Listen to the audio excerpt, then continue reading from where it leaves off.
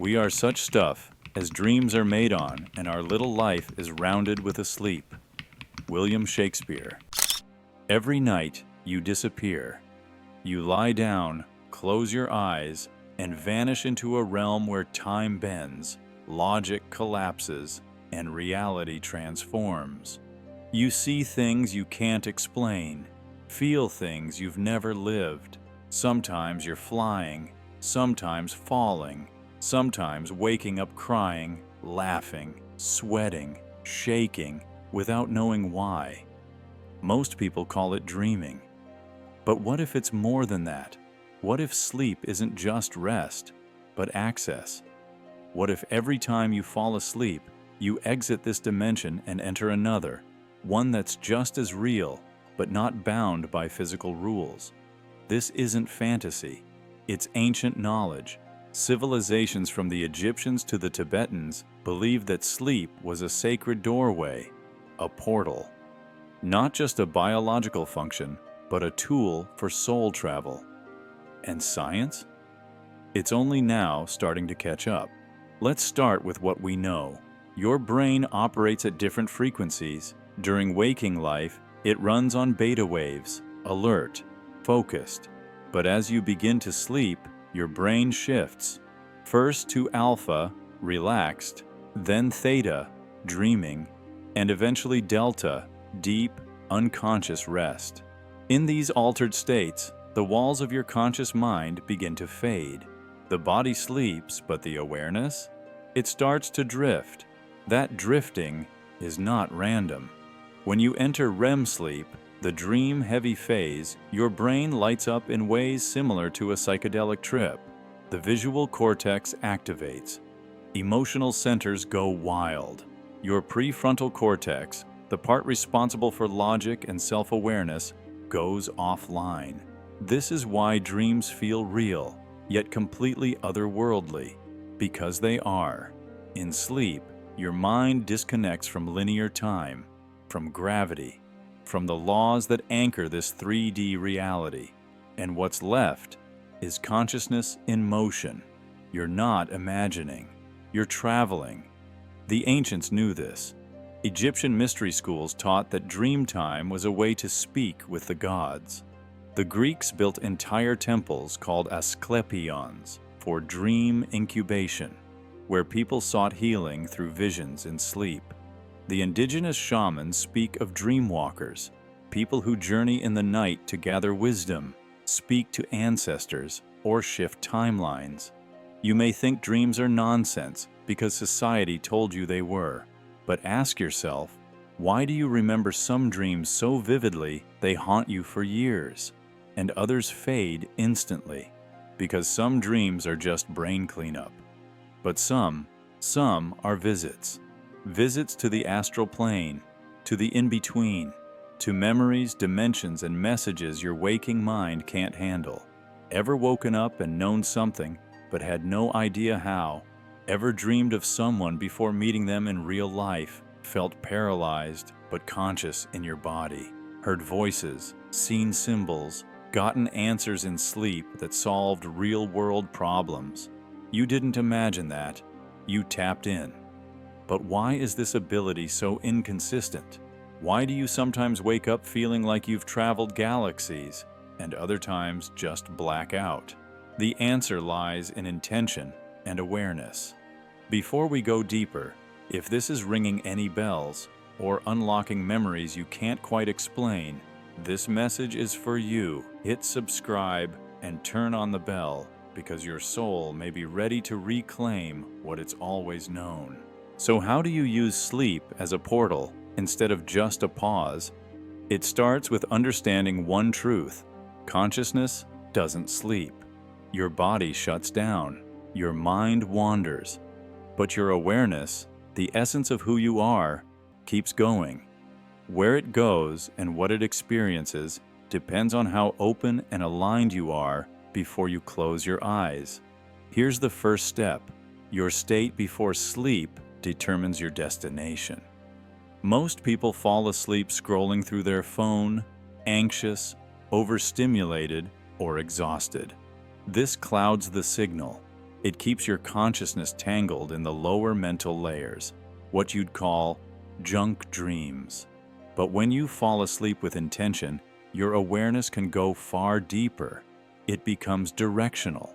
Ever notice how sometimes, right before sleep, your thoughts feel different, like they're not fully yours? That's the veil thinning.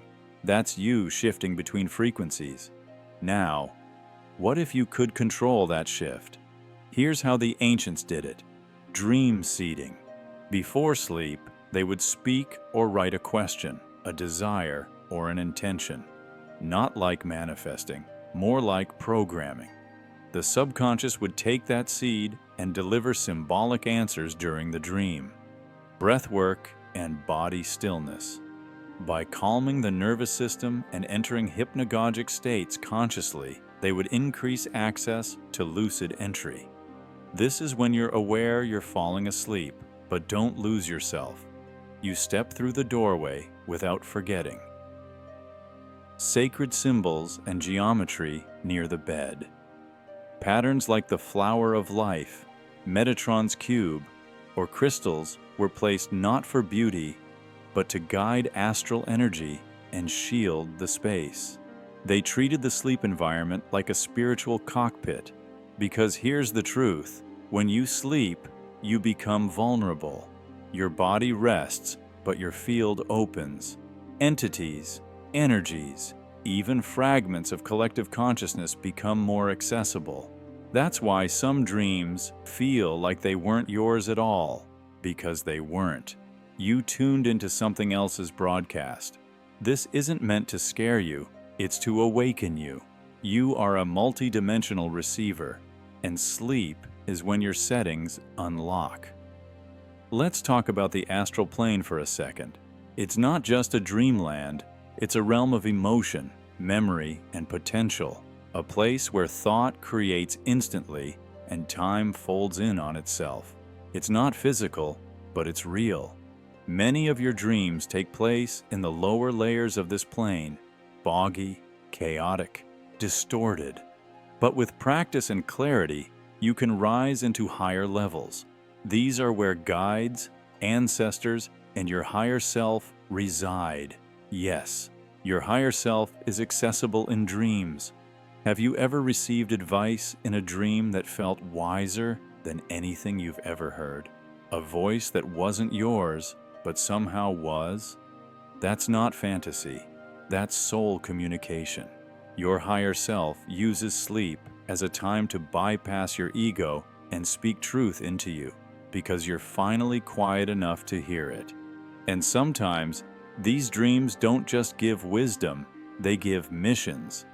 You wake up with an idea, a sense of purpose, a clarity you can't explain. That's a download, and the more you honor it in waking life, the more frequently these downloads come. This is how ancient mystics received prophecy, how inventors got breakthroughs, how healers knew what to do. It wasn't random, it was reception. You're not excluded from this. You've just never been taught how to listen. So what happens when you start listening? Really listening? Your nights become more than rest. They become rituals. You begin to notice recurring symbols, faces you've never met in waking life, but recognize in your bones. You stop brushing off those wild dreams as just dreams and start decoding them. You start to see your soul speaking in metaphor, in memory, in mirror. And then the dreams respond. You gain lucidity. That moment where you realize, I'm dreaming. But more than that, you realize you can choose. You're flying, walking through walls, bending space. Not because you're escaping reality, but because you're finally understanding the rules of another one. You're learning how consciousness behaves when it's unbound by gravity or ego. This is more than entertainment. This is training. Lucid dreaming was used by Tibetan monks as preparation for death. Why? Because in their belief, death is a transition to a dreamlike state, and those who learn to remain conscious while dreaming come conscious while dying. And therefore, while rebirthing. Because consciousness never ends, it only changes state. So what does that mean for your life now? It means you have access to realms, guides, and layers of your own soul that you've been conditioned to ignore. It means your intuition isn't random. It's informed by what you've seen, where you've traveled, who you've been before. Sleep connects those dots. And once you master it as a tool, not just a break, you stop fearing the unknown. You stop relying only on logic. You start trusting sensation, subtlety. You begin to merge your dream self with your waking self. That's when things really shift. You get messages in the form of symbols. You feel guided without knowing why. You walk into new spaces and feel like you've been there. Meet strangers who feel like soul family. Your reality begins to echo your dream life, and your dreams begin to reflect what you're ready to receive in waking form. This is what mystics meant when they said, "Know thyself." Not just your personality or your goals, but your multidimensional nature. You are not limited to this body. You are a soul with access to timelines, lifetimes, archetypes, and portals. And the most accessible one is sleep. So how do you begin tonight? Start by slowing down before bed. Journal your questions. Set an intention. Light a candle. Make sleep sacred again. Treat your bed as an altar. Lay down not to escape, but to explore.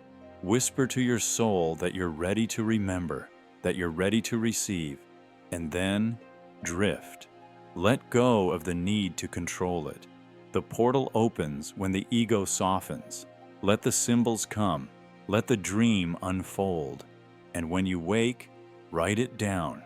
No matter how strange, you're building a language with your soul. And like all languages, fluency comes with practice. So here's the final question. If sleep is the one time your soul travels freely, what message has it been trying to bring back to you?